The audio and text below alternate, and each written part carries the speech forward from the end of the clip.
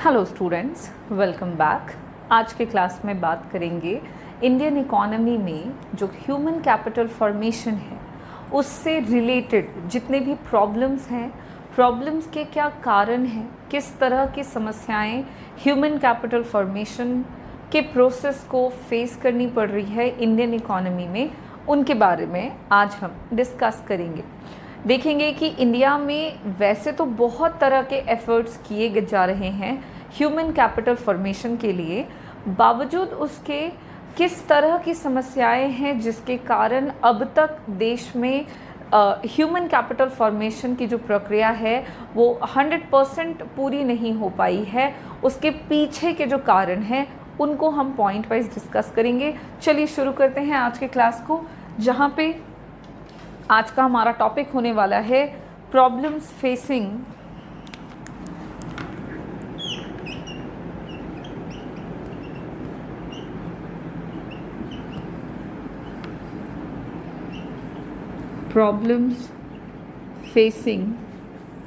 Human capital formation in India. वैसे हम India के कॉन्टेक्स्ट में ही बात कर रहे हैं तो ये आपको अलग से मेंशन करने की ज़रूरत नहीं है, बट ठीक है। सो इंडिया में क्या प्रॉब्लम्स हैं ह्यूमन कैपिटल फॉर्मेशन से रिलेटेड। वैसे तो बहुत तरह के सीरियस एफर्ट्स किए जा चुके हैं ह्यूमन कैपिटल को डेवलप करने के लिए। Still there are certain problems facing human capital formation in India and these are as follows. In a certain points हम उन प्रॉब्लम्स को डिस्कस करेंगे, जिसमें सबसे पहला जो पॉइंट है, सबसे पहला प्रॉब्लम है, that is high growth rate of population.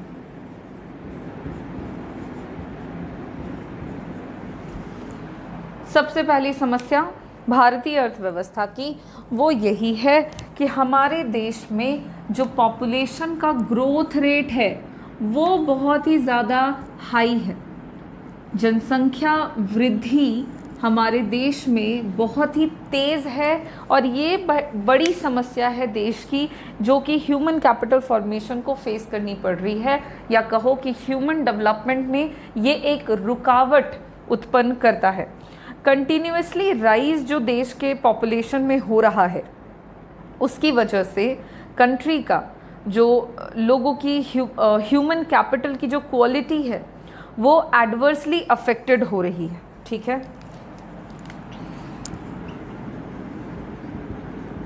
Continuous rise जो है पॉपुलेशन में,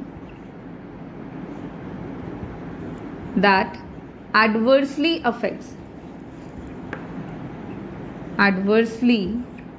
अफेक्ट कर रहा है किसको? तो क्वालिटी ऑफ ह्यूमन कैपिटल को या ह्यूमन डेवलपमेंट को।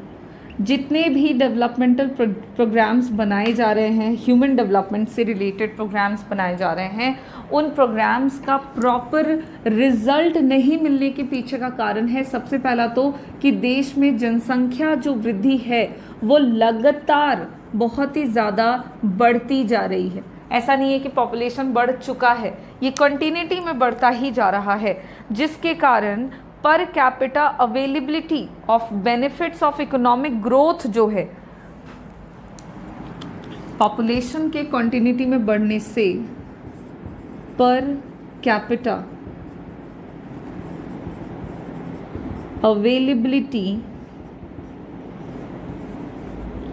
ऑफ इकोनॉमिक बेनिफिट, प्रति व्यक्ति जो आर्थिक लाभ के अवसर हैं वो धीरे धीरे घटता जा रहा है। देखोगे प्रोग्राम्स बन रहा है for certain number of people, और क्योंकि certain number of people certain रहा नहीं, वो लगातार बढ़ता जा रहा है, जिसके कारण प्रोग्राम्स का जो लाभ लोगों को मिलना था, ह्यूमन का जो डेवलपमेंट होना था वो आपका क्या हो रहा है, तो एडवर्सली इम्पैक्ट हो रहा है, वो फिर धीरे धीरे क्या होता जाता है, वो घटता चला जाता है।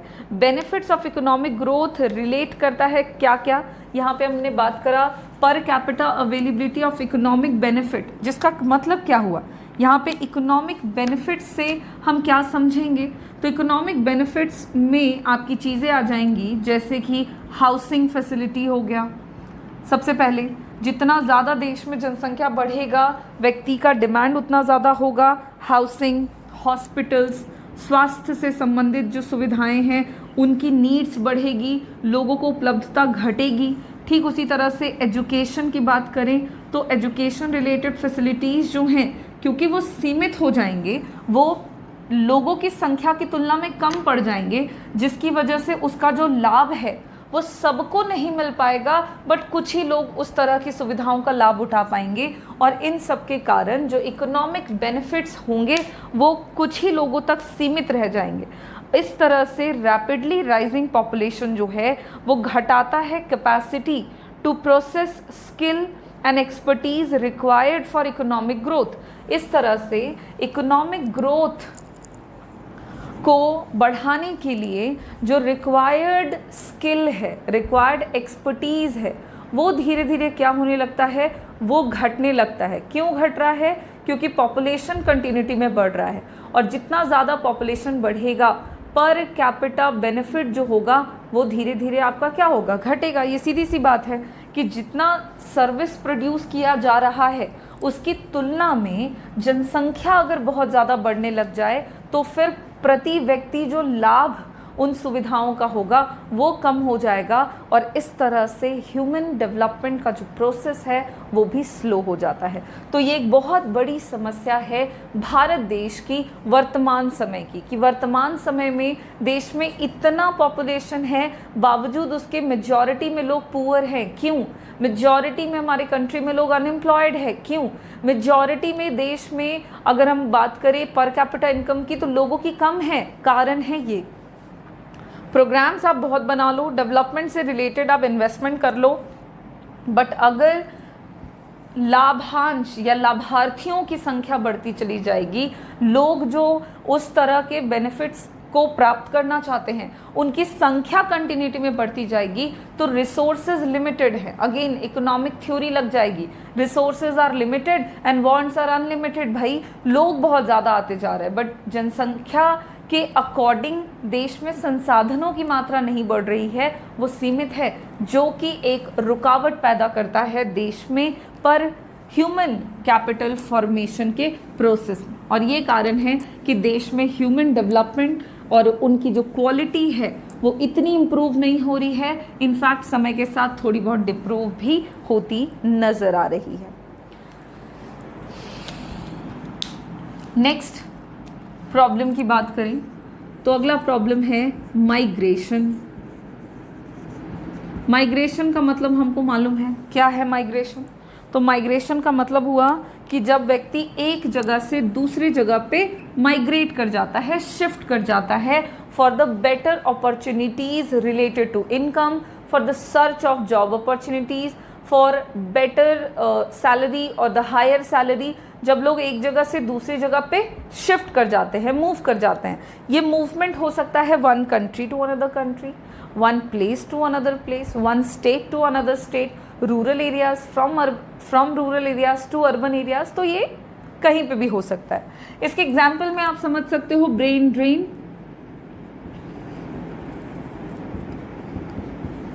ब्रेन ड्रेन बेसिकली एक ऐसा प्रोसेस है जिसमें लोग, आपके देश के वैसे बुद्धिमान लोग जो कि हायर सैलरीज की चाह में, की इच्छा में आपके देश को छोड़ करके दूसरे कंट्री में शिफ्ट कर जाते हैं, उसको कहते हैं ब्रेन ड्रेन। तो ये सब जो प्रोसेस की बात हम कर रहे हैं, माइग्रेशन की जो हम यहाँ पे बातें कर रहे हैं, ये प्रॉब्लम क्यों है ह्यूमन कैपिटल फॉर्मेशन में? तो ये प्रॉब्लम इसलिए है क्योंकि लोग जितना ज़्यादा माइग्रेट करेंगे उतना ही ज़्यादा हमारे देश में लॉस ऑफ रिसोर्सेज हो जाएगा। ध्यान दीजिएगा, जहाँ पे लॉस ऑफ रिसोर्सेज, हमारे देश के लोग अगर हमारे देश को छोड़ करके अपने कंट्री में शिफ्ट कर जाते हैं, लाइक ब्रेन ड्रेन, तो ये प्रक्रिया हमारे देश के संसाधनों की कमी को दर्शाती है, लॉस ऑफ रिसोर्सेज को बताती है। अब एक तो रिसोर्सेज मैंने अभी अभी बताया सीमित है, ऊपर से उनका अगर लॉस होता है तो ये हमारे देश के ह्यूमन कैपिटल फॉर्मेशन को तो अफेक्ट करेगा ही करेगा, और अल्टीमेटली इकोनॉमिक डेवलपमेंट को अफेक्ट करेगा। Loss of resources in terms of brain drain is a serious outcome of migration. ठीक है, माइग्रेशन का एक कॉन्सिक्वेंस है दैट इज ब्रेन ड्रेन, और ब्रेन ड्रेन का मतलब हुआ लॉस ऑफ रिसोर्स। मैंने बताया आपके देश से लोग आपके देश को छोड़कर दूसरे देश में चले गए। ये लॉस कैसे हो रहा है? जब एजुकेटेड और स्किल्ड मैन पावर, जब आपके देश का व्यक्ति, मान लो इसको ऐसे समझो कि आपके कंट्री में आप हैं, फिलहाल आप पढ़ाई कर रहे हैं, ठीक है, थ्रू आउट द प्रोसेस आप पढ़ाई कर रहे हैं, एजुकेटेड हो रहे हैं, स्किल्ड हो रहे हैं, एबल हो रहे हैं, आप एक्सपर्टीज़ हासिल करेंगे, सब कुछ कर लेने के बाद आप जॉब करने के केपेबल हो जाएंगे, जॉब अपॉर्चुनिटीज़ आप फाइंड कर पाएंगे। चूँकि ह्यूमन कैपिटल फॉर्मेशन में लोगों को इतना एबल बनाना है, they can make decision as their own for the better job opportunities. तो आप एक दिन इतने केपेबल हो जाएंगे कि आप अपने लिए एक बेहतर जॉब तलाश पाएंगे, और इस तलाश में अगर आपको एक अपॉर्चुनिटी दूसरे कंट्री में मिलती है तो आप इंडिया छोड़ के वहाँ चले जाएंगे। इस केस में क्या होगा कि जितना भी इन्वेस्टमेंट किया गया आपके डेवलपमेंट में, आपको एज ह्यूमन से ह्यूमन कैपिटल बनाने में, वो तमाम इन्वेस्टमेंट आपके देश के द्वारा किया गया, और उसका जो फ़ायदा है वो आप दूसरे कंट्री में जाकर के उस कंट्री की गवर्नमेंट या उस देश के डेवलपमेंट में देने वाले हो। This is called loss of resources. इसको हम यहाँ पे लॉस कहेंगे। तो एजुकेटेड और स्किल्ड मैन पावर जब मूव कर जाएंगे to the other countries for work, तो जो वहाँ पे काम कर रहे हैं वो वहाँ पे कंट्रीब्यूट करेंगे, उनका कंट्रीब्यूशन हमारे देश के डेवलपमेंट को नहीं बढ़ाएगा।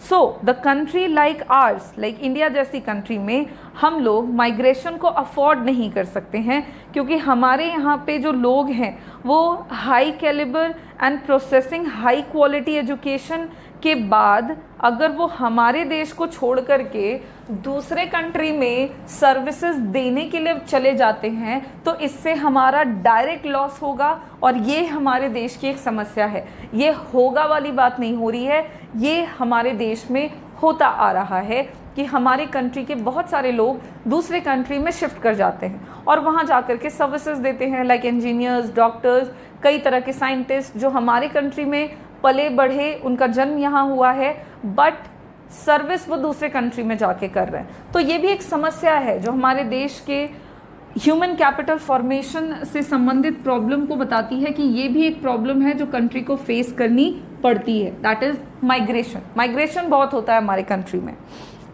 Next problem is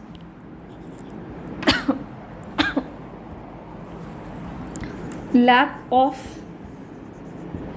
proper man power planning. हमारे देश में जो मैन पावर प्लानिंग है वो प्रॉपर नहीं है। This is one of the important problem जो कि ह्यूमन कैपिटल फॉर्मेशन और ह्यूमन डेवलपमेंट के प्रोसेस में फेस करनी पड़ती है। इंडिया में बहुत तरह से आपको इम्बैलेंसेस देखने मिलेंगे, किसके किसके बीच में, तो demand and supply of human resource required for different categories of work. ठीक है, हमारी कंट्री में जितना डिमांड किया जा रहा है ह्यूमन रिसोर्स का और जो सप्लाई है ह्यूमन रिसोर्स का, वो आपस में बहुत अनबैलेंस्ड है, असंतुलित है, बराबर नहीं है। देश में ह्यूमन रिसोर्स की उपलब्धता अधिक है बट उनकी डिमांड जो है वो कम है। देखते हो तुम, इंडस्ट्रीज़ में मशीनों का प्रयोग होता है तो बहुत सारे लेबरर्स हम बात करते हैं वो बेरोज़गार रह गए, जबकि हमारे देश में बेरोज़गारी की समस्या इसलिए है क्योंकि देश में सप्लाई ऑफ लेबरर्स बहुत ज़्यादा है, सप्लाई ऑफ ह्यूमन बहुत ज़्यादा है। So this is actually indicating the imbalances और अनबैलेंस, जिसको आप कह सकते हो imbalances in demand and supply of human resource. और ये इम्बैलेंस इसलिए है बिकॉज हमारे देश में मैन पावर प्लानिंग की प्रॉपर कमी है। किस तरह से हम अपने कंट्री में अवेलेबल ह्यूमन रिसोर्सेज का इस्तेमाल कर सकते हैं, कैसे हम अपने देश में मौजूदा संसाधन, अब मौजूदा संसाधन के तौर पे हमारी कंट्री में अवेलेबल ह्यूमन रिसोर्स है, पॉपुलेशन ज़्यादा है हमारे कंट्री में, तो कैसे हम अपने अवेलेबल ह्यूमन रिसोर्स का प्रॉपर यूटिलाइजेशन करते हुए इकोनॉमिक डेवलपमेंट को बढ़ा सकते हैं, इस चीज़ की हमारे देश में कमी है और ये एक समस्या बनाती है ह्यूमन डेवलपमेंट प्रोसेस में। ठीक है, इंडिया में there is poor man power planning which corresponds to wastage of scarce resources of the nation. अब प्लानिंग ही प्रॉपर नहीं है जिसकी वजह से काफ़ी वेस्टेज देखने को मिल जाता है संसाधनों की, और संसाधन जो कि हमारे पास सीमित मात्रा में उपलब्ध है, तो प्लानिंग नहीं होने से जब वेस्टेज होता है तो इससे हमारा जो डेवलपमेंट प्रोसेस है वो एडवर्सली अफेक्ट होता है। सो ये बहुत ज़रूरी है, ये हमारी ज़रूरत है। We required a proper system of man power planning so that there may be equilibrium determined between demand and supply of human resource। तो हमारे देश में प्रॉपर प्लानिंग करने की ज़रूरत है मैन पावर से रिलेटेड कि कैसे हम सप्लाई, जो एडिशनल सप्लाई है ह्यूमन रिसोर्सेज का इन द कंट्री, उसको किस तरह से प्रॉपरली यूज़ करें जिससे कि एक तो कि ह्यूमन डेवलपमेंट भी हो जाए, और जितना बेहतर ह्यूमन डेवलपमेंट होगा उतना ही बेहतर फिजिकल कैपिटल का यूजेस होगा, और फिजिकल कैपिटल के यूजेस जितने बेहतर होंगे देश का डेवलपमेंट भी उतना ही बेहतर होगा।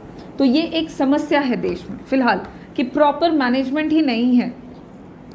नेचुरल रिसोर्सेज लिमिटेड है, ह्यूमन रिसोर्स बहुत ज़्यादा है, अब जो बहुत ज़्यादा है उसको प्रॉपरली मैनेज नहीं कर पा रहे हैं, और जो लिमिटेड है वो इम्प्रॉपर मैनेजमेंट के कारण वेस्ट हो रहा है। तो that is the problem. Now next,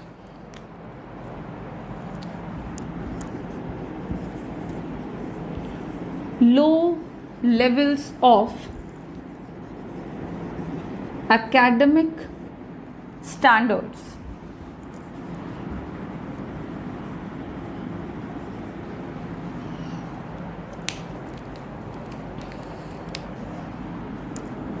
country में जो एकेडमिक स्टैंडर्ड्स हैं वो भी हमारे बहुत लो लेवल के हैं। एकेडमिक स्टैंडर्ड्स मतलब एजुकेशनल फैसिलिटीज़ जो हैं इंडिया में have not developed as required for economic growth. हमारे देश के ग्रोथ को बढ़ाने के लिए जिस तरह का एजुकेशनल पैटर्न और जितने क्वांटिटी में, जिस लेवल पे एजुकेशनल फैसिलिटीज़ रिक्वायर्ड हैं उतने हमारे देश में अवेलेबल ही नहीं है, लेवल उनका काफ़ी लो है।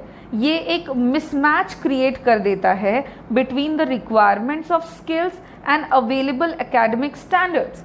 ये एक तरह का मिसमैच बताता है कि भाई रिक्वायरमेंट हमें कितनी है और अवेलेबिलिटी कितनी है, जिसकी वजह से रिज़ल्ट ये देखने को मिलता है कि स्किल, ट्रेनिंग, एक्सपर्टीज़, इस तरह की सुविधाओं को प्राप्त करने पर ह्यूमन कैपिटल जो होता है हमारा वो उतना ज़्यादा डेवलप नहीं हो पाता है।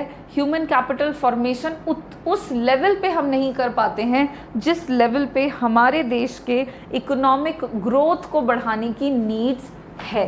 तो एक ये भी समस्या है कि एकेडमिक स्टैंडर्ड्स के तौर पर educational facilities are not required, are not available enough जितना रिक्वायरमेंट है कंट्री में, जिसके कारण आपके देश का इकोनॉमिक ग्रोथ भी डाउन, ह्यूमन कैपिटल फॉर्मेशन का प्रोसेस भी डाउन, एंड ह्यूमन डेवलपमेंट का जो प्रोसेस है वो भी हमारा क्या होता है, बहुत ही ज़्यादा लो लेवल पे होता है। This is also one of the important problem of the Indian economy. देश का एजुकेशनल पैटर्न का लेवल बहुत लो है, फैसिलिटीज़ अवेलेबल उतनी नहीं है जितना रिक्वायर्ड है। उसके अलावा next point is inefficient system.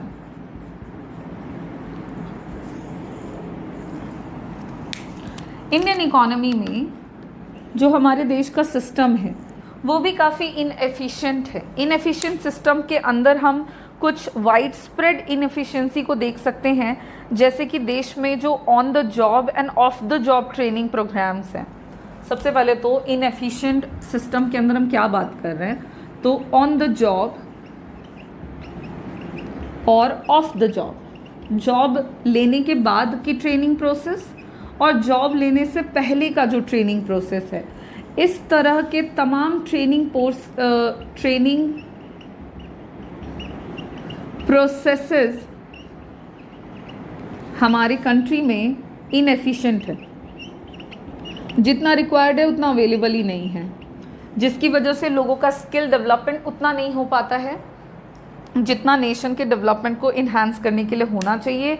Arrangement बहुत कम है, बहुत ही पुअर है ऑन द जॉब और of the job training processes का, और ये एक सबसे पहला कारण है कि क्यों इंडियन इकोनॉमी में ह्यूमन डेवलपमेंट जो है वो अभी तक हमारे देश में प्रॉपर नहीं हो पाया है। अदर देन दैट, जो यूटिलाइजेशन है स्कैर्स रिसोर्सेज का, वो एफिशिएंटली नहीं हो पाता क्योंकि lack of human resource development हमें दिखाई देता है हमारे देश में। स्कैर्स रिसोर्सेज मतलब वही बात है, फिजिकल कैपिटल जो है, स्कैर्स रिसोर्सेज का जो यूटिलाइजेशन है, उनकी भी जो उपयोगिता है वो हमारे देश में इम्प्रॉपर है, बिकॉज ह्यूमन रिसोर्स डेवलपमेंट जो है उसकी कमी है। क्यों स्कैर्स रिसोर्सेज का यूटिलाइजेशन हम प्रॉपर तरीके से नहीं कर पा रहे हैं, बिकॉज ह्यूमन रिसोर्स डेवलपमेंट की अभी भी हमारे देश में कमी है।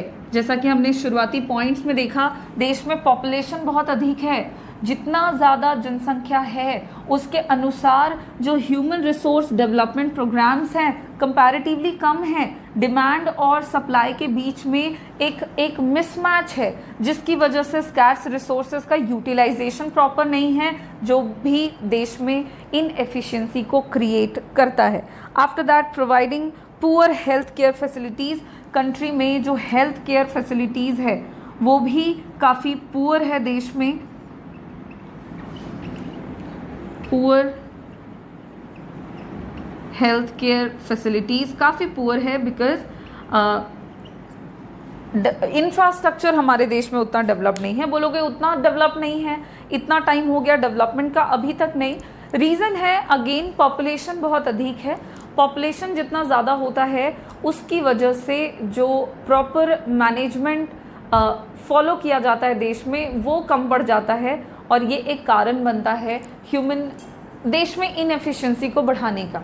So this is also one of the important problem और the cause of inefficiency in the Indian economy, that is providing poor health care facilities. आज के डेट में भी इंडिया में जितने लोग अवेलेबल हैं उनको जितनी स्वास्थ्य की सुविधाओं की रिक्वायरमेंट्स है उतने उनके पास अवेलेबल नहीं हैं। This shows poor health care facilities जो दी जा रही है। So this is also one of the important problem जो कि इंडिया में ह्यूमन डेवलपमेंट प्रोसेस में फेस करना पड़ रहा है। नेक्स्ट, हमारे देश में इलिटरेसी है, अनएम्प्लॉयमेंट की समस्या है। स्टिल भारी मात्रा में इलिटरेसी आपको देखने को मिलेगी। अनएम्प्लॉयमेंट जैसी समस्या है जो कि इसी सारे कारणों से बढ़ती है, और ये सारे प्रॉब्लम्स मिलके कंट्री में इनएफिशिएंसी और इनएफिशिएंट सिस्टम को बढ़ावा देते हैं। हर सिस्टम में आपको देखने को मिलेगा लोग उतने स्किल्ड है नहीं जितने रिक्वायर्ड हैं कंट्री में। तो रिक्वायरमेंट के अकॉर्डिंग लोग स्किल्ड नहीं हैं, जिसकी वजह से हमारा सिस्टम ही पूरा का पूरा इनएफिशिएंट है, और सिस्टम जितना इनएफिशिएंट होगा ह्यूमन कैपिटल फॉर्मेशन उतना ही ज़्यादा स्लो डाउन हो जाएगा और उसकी प्रॉब्लम्स उतने ही ज़्यादा बढ़ जाएंगे।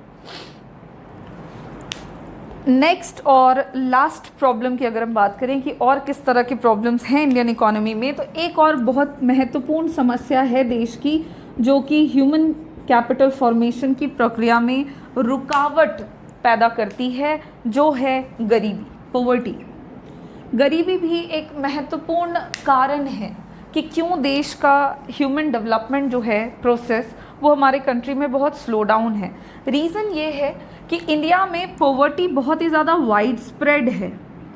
गरीबी तो है ही, साथ ही साथ वो चारों तरफ फैली हुई है, जिसके कारण लोग इतने कैपेबल नहीं हो पाते हैं, उनके पास जो lack of financials and awareness के कारण मेजर प्रॉब्लम्स के तौर पर गरीबी देखने को मिलती है इंडिया में। और ये एक प्रॉब्लम है जो फेस कर रहा है human capital formation in the country.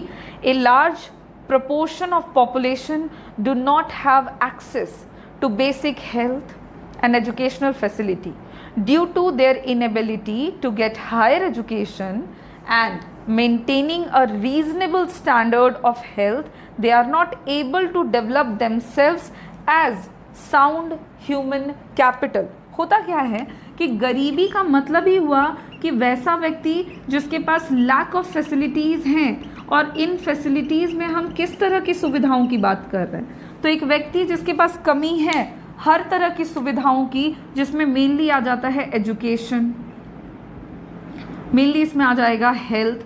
तो एक गरीब व्यक्ति का हेल्थ बहुत बिगड़ा हुआ होता है, स्वास्थ्य का स्तर खराब है, शिक्षा का स्तर उनमें कम होता है, जिसकी वजह से वो अपना सेल्फ डेवलपमेंट नहीं कर पाते हैं और अपने आप को एक साउंड ह्यूमन कैपिटल के तौर पर प्रेजेंट नहीं कर पाते हैं, डेवलप नहीं कर पाते हैं। और ये एक समस्या बन जाती है पूरे देश की। क्यों? क्योंकि गरीबी चारों तरफ फैली हुई है। किसी एक पर्टिकुलर एरिया, किसी पर्टिकुलर व्यक्ति के बारे में हम बात नहीं कर रहे हैं, पूरे देश में ही गरीबी की समस्या व्याप्त है। ये कुछ पॉइंट्स हैं जो कि इंडियन इकोनॉमी में उन प्रॉब्लम्स को इंडिकेट करते हैं जो ह्यूमन कैपिटल फॉर्मेशन फेस कर रहा है, और इसकी वजह से देश में अभी भी ह्यूमन कैपिटल फॉर्मेशन का प्रोसेस स्लो है। और हमें जिस डिज़ायर्ड लेवल पे पहुंच जाना चाहिए था ह्यूमन डेवलपमेंट के मामले में, हम अभी तक वहाँ पे पहुँच नहीं पाए हैं। इस टॉपिक के फिनिश होने के साथ साथ हमारा जो इस चैप्टर का सेकेंड टॉपिक था which is human capital formation, वो ख़त्म हो गया। देखो अब तक हमने क्या क्या बात करी, ह्यूमन कैपिटल फॉर्मेशन का मतलब क्या होता है, ह्यूमन कैपिटल फॉर्मेशन के सोर्सेस क्या हैं, उसकी इम्पॉर्टेंस क्या है, और आज की क्लास में बात कर लिया कि प्रॉब्लम्स क्या क्या है जो इंडिया में ह्यूमन कैपिटल फॉर्मेशन फेस कर रहा है। नेक्स्ट क्लास में इस चैप्टर का लास्ट और थर्ड टॉपिक हम स्टार्ट करेंगे which is education sector in India. एक इम्पॉर्टेंट सेक्टर है, एक इम्पॉर्टेंट फैक्टर है एजुकेशन ह्यूमन डेवलपमेंट प्रोसेस में।